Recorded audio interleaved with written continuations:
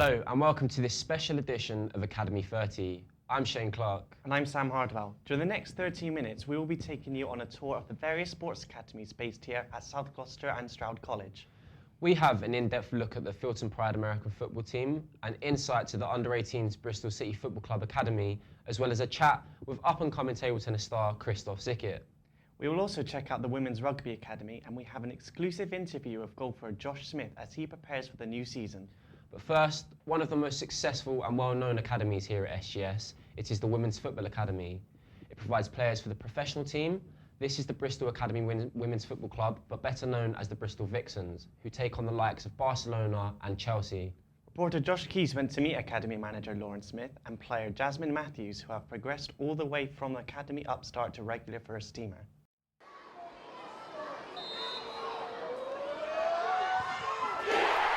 With Champions League quarter-final fixtures looming and the new Women's Super League season about to kick off, it might be easy to overlook the Vixens' humble beginnings as a sporting academy at an FE college. What is the current setup within the academy? So we've got the Centre of Excellence, which runs from 11s to 17s, and then you've got the college option then from 16 to 19, a development squad which sits underneath the first team, and then obviously the first team. In addition to that as well, we've got mini Vixens that come and they're under 9s, they're really cute. How successful has the academy season been so far? They're doing okay. It's been a bit mixed, a couple of losses. I think we're about 3rd in the league now, but we're in a cup semi-final as well, so that's quite exciting for the girls. We played Australian schools yesterday, drew 2-2, and they did really well. So there's some good players, and I think they're coming into it now towards the latter half of the season. So there's quite a few games left to go, and I'm quite pleased with how they're doing. Do you think the academy will play a key role in competing with the likes of Manchester City and Chelsea? I think it's something that we have to do because they've got so much money, they can pick and choose whoever they want. So we have to be true to our morals in that we grow players here, they come here, we nurture them, and they become a great talent that maybe Chelsea or Man City eventually buy off us, but we've still got players that can come through. I think that it has to be the way that we go forward to show that we can develop players to play at the top level. How successful has the academy been in terms of producing talented players for the professional first team side? Well, there's a few big names that have been over the years. We've got Grace McCarthy, who came here to college, Jazz Matthews, who came here. How has the academy setup helped your career? The academy has helped me a lot by training. I used to train every day with the college, and then we had a game every Wednesday and maybe on the weekends as well. How has academy talent such as Jazz Matthews, who's come to the first team side, helped in the club's Champions League campaign? She was one of our key players in both legs, I'd say, especially with Barcelona. She defended incredibly when we went out there, and we were just under attack from them constantly. She was, one of our best players. Same when they came here. I think that everyone saw, how amazing she is at defending, how well she broke up play, and then started attacks as well. So she's really key to the way we play and defend. And I think, going forward, she's got a really bright future here as well. How did the Champions League, especially the Barcelona game, go for you? Yeah, it was really good. The away leg, I found it great because I didn't have to work. So I had a whole week off, literally just chilling out before the game. On game day I felt great, went for a little walk on the mountains, really good. And then beating Barcelona, beating Barcelona was unbelievable. And beating them at home, oh my God, in front of all the fans. My family was there, my work colleagues, they all came as well. So it's the biggest game of my life. With players starting their journey at 8 years of age, the production line is healthy, and we look forward to seeing the next crop of players making it onto the big stage. The Bristol Flyers basketball team are another success story here at SGS Wise campus. Our reporter Connor Summers went to see head coach Andreas Kapulas to find out how the side prepares for their games. The Bristol Flyers Basketball Club, the only professional basketball team in Bristol, are now well into their first season of the British Basketball League, the highest level of club basketball in the UK. The Flyers made the most of some healthy investment at the start of the season and brought in 4 new players on professional contracts. In keeping with their tradition, the Flyers have also drawn on players from their ever-improving youth academy. Currently, the Flyers sit in the bottom half of the league table. However, they've surprised a lot of well-established BBL teams by reaching the Cup semi-final in their first season before being knocked out by the Glasgow Rocks in a close two-legged encounter. The Flyers have already played some pretty big games this season, but there are plenty more to come. Let's check in with the head coach of the team, Andreas Kapoulas, to see how he and his players prepare for a big game. Usually at the start of the week we look at our performances over the weekend of the games gone, so we analyse the areas that we can improve, and then as we move on towards the week we look a bit more about the next opponent, you know, their offensive and defensive tendencies and what we can do to be successful against them, and that's kind of usually a typical kind of preparation for our week. Game day obviously changes. If it's at home, it's a different routine. We've got a certain thing, you know, players have to be arriving an hour and a half before the game. We have a particular time that they need to be on court and start warming up.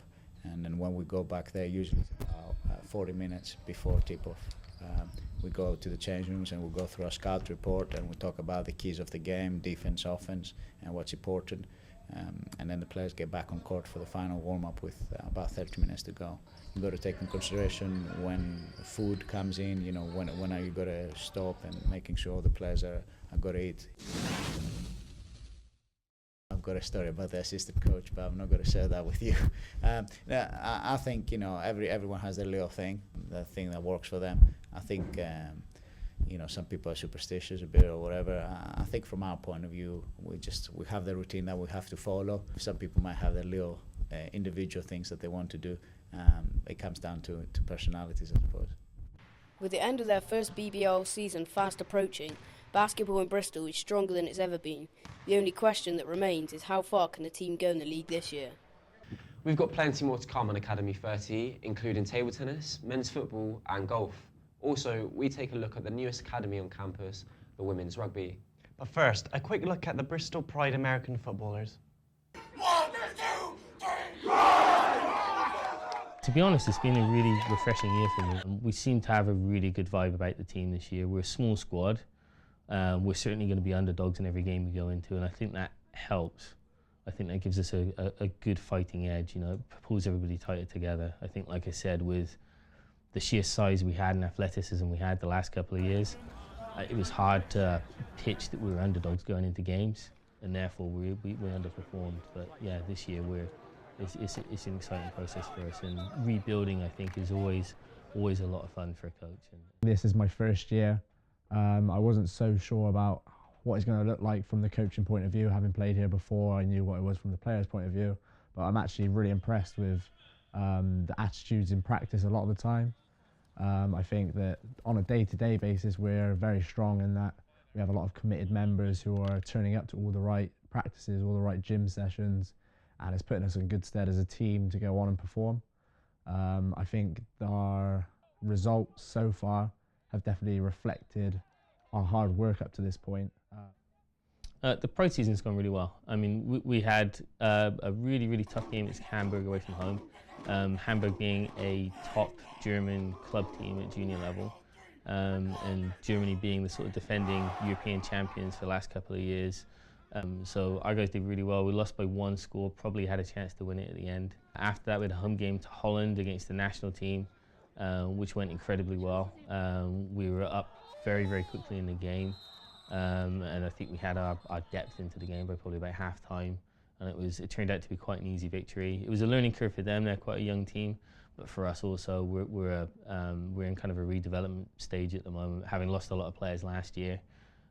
We've got so many new guys this year. It was great to get them an early win.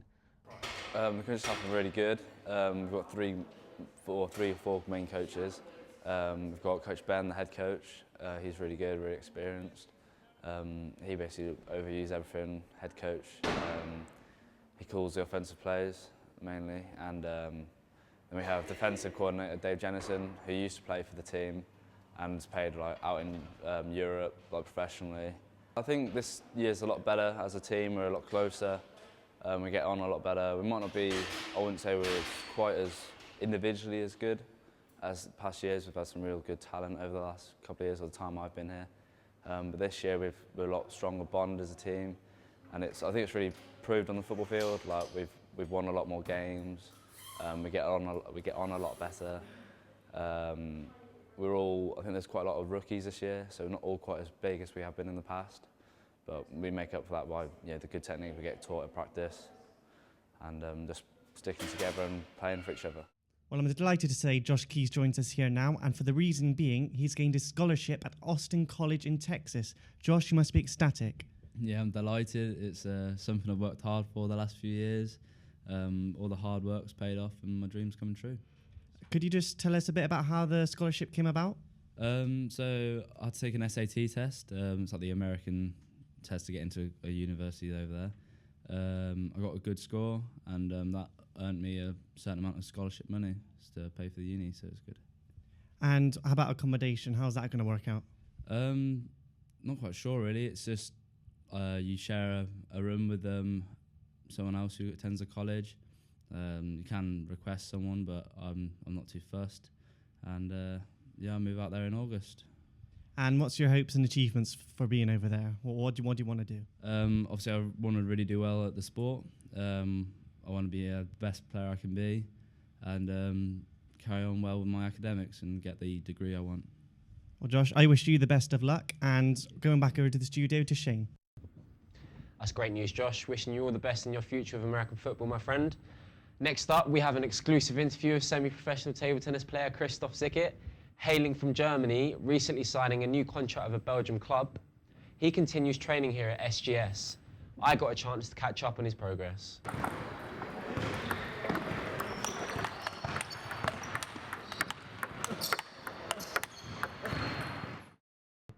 I started playing because of my parents. They played since they were about 20, and then they took me with them to training, and then I liked it. Decided to play more and more, so I started training twice a week with people my age, and then I got into county. Now I'm here at the academy training 5 times a week as well. Where do you think table tennis will now take you in the future? It probably will take me into sports coaching because I like the sport, so I want to stay in it and hopefully get a job in it. So I'm trying to do my qualifications, and I know a lot of people who have qualifications or lead them. I also know loads of coaches, so hopefully they all can help me achieve my plans really to become table tennis coach. So there's been some good news. We've all heard that you signed for a semi-professional team in Belgium. Yeah. Congratulations on that. What's your next target for this now? First of all, I'm really happy that I signed that contract. And because I played there last season, didn't have a contract, and my manager offered me one. So I'm pretty proud of myself.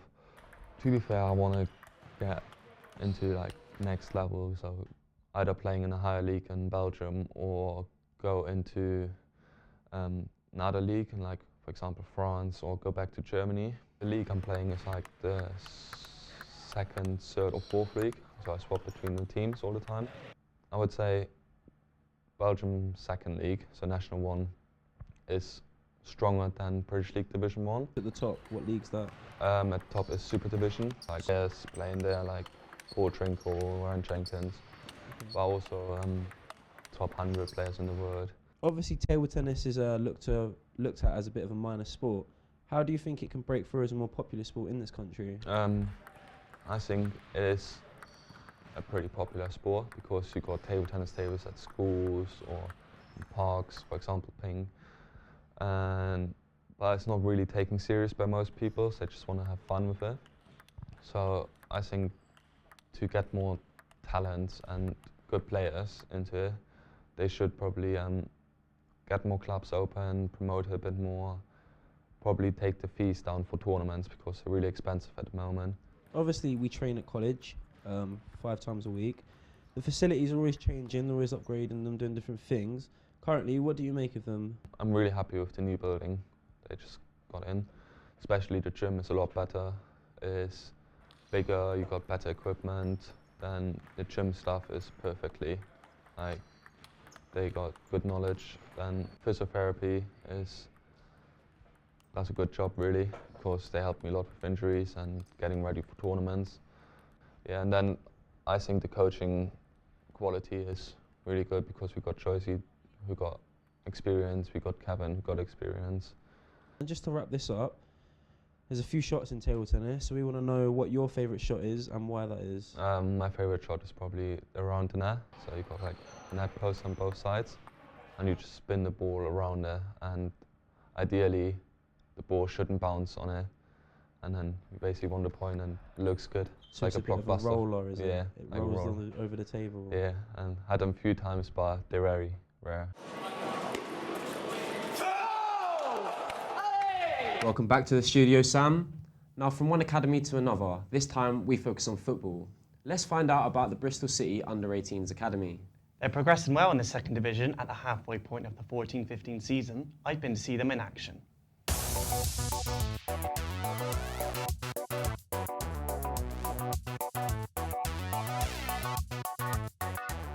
Yeah, it's been good. I mean, we've had our ups and downs, but overall we've been playing really well as a team, but we've just got to try and push for top 4, top 2. The under-18 season has had its ups and downs. We've played around 16 games. We've won 8, lost 8, but overall doing alright. We're mid-table.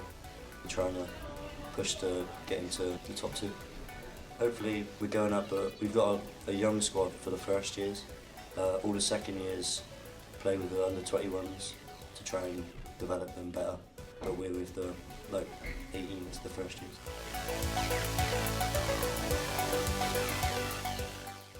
Probably Newcastle United, because I've always supported them since I was a young boy. I think the atmosphere is up there incredible, so yeah. Obviously the Barca's and the Real Madrid's and that, but yeah, Spanish, definitely. Southampton, because I support Southampton, and that's where I was before I came to Bristol. Alan Shearer from a young age, I think. Obviously he's retired now, but when he used to score goals and that. Does that mean you're a striker too? No, I just used to like watching it. Yeah. Do you wish you were a striker? Not really, no. Player. When I was younger, my inspirational player was David Beckham. The way he just used to put free kicks straight in the top corner, inspired me to want to take free kicks and try and score as many as I can. Does that mean you're also a wide player as well? No, I'm not. I used to be a wide player. I joined as a left midfielder, but now I moved into centre midfield.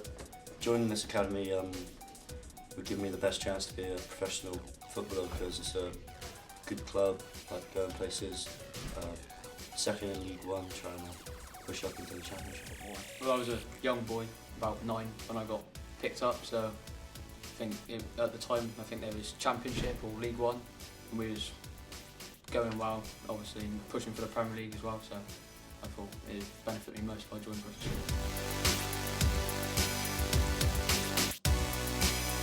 The SGS Golf Academy has enjoyed a lot of success over the last 2 years. They've won the coveted Intercollegiate National Championships after finishing runners-up the season before. The majority of the players who are in those winning teams have since moved on, and the academy has signed a batch of new recruits. Our reporter, James Williams, caught up with one of them. Practice makes perfect, so the saying goes, and with the glories of the last 2 seasons behind them, it remains to be seen if the current crop of academy players can match or even surpass the achievements of their predecessors. It's a feature of the Golf Academy that a lot of their players are not from the Bristol area. Many of them travel long distances in the hope of making it all the way in the professional game.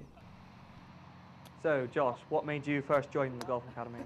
Because I come from Wales. Most of the boys I play golf with have come over here previously, and they said this is a place to be to become a successful golfer. What first got you playing golf then? My cousin is a former pro. He helped me get into golf by taking me up the range one day. I picked up the club, hit my first ball, and I fell in love with it. So how's pre-season been so far? It's been difficult with the wet conditions. It's been hard to actually strike the ball. But to be fair, the greenkeepers at the golf club have done really well to keep it in decent nick. What do you hope will come from the new season? From the new season, as a college, for us to do well enough to win more competitions, and for myself to become a better golfer. Well, all the best to you with that then. Thank you. Cheers. With the new season just beginning, the likes of Josh will test their mettle against the best in the country. We wait to see which of the new signings will join the likes of Tiger Woods and Rory McIlroy on the PGA Tour. The Women's Rugby Academy has quickly risen from humble origins to become one of the most successful sport academies at SGS College. The team have grown massively both on and off the field. But how does an academy go from starting up to achieving such success in only 2 seasons? Our reporter Jordan Wilkins has been to meet them and has their story. The extensive roster of academies at SGS College has grown by 1 this year, with the addition of women's rugby. From a standing start in September, the academy has quickly developed into a formidable force within England's youth scene. But how did it all begin? I interviewed coach Matt Belbin to find out. It started last year. At the time, head of rugby was George Tabner, so I wasn't actually involved at the college at the time. I was obviously aware of this place. I was a former student myself, but I wasn't really aware that they were trying to set up a program. I knew they had a very, very established boys program here. It was only when I was speaking to one of the coaches here at the time that he said that they're looking to set up a women's academy. And I overheard that conversation with them, so I got in contact with George Tabner. And I said to him that I'm coaching with Bristol Ladies Rugby and I can help set up a link between the two. So I came in, had a couple of meetings with him. We then decided, yeah, we're going to get something going for September. It doesn't matter how many numbers we have, let's just get it going, get it running. That's kind of how it started.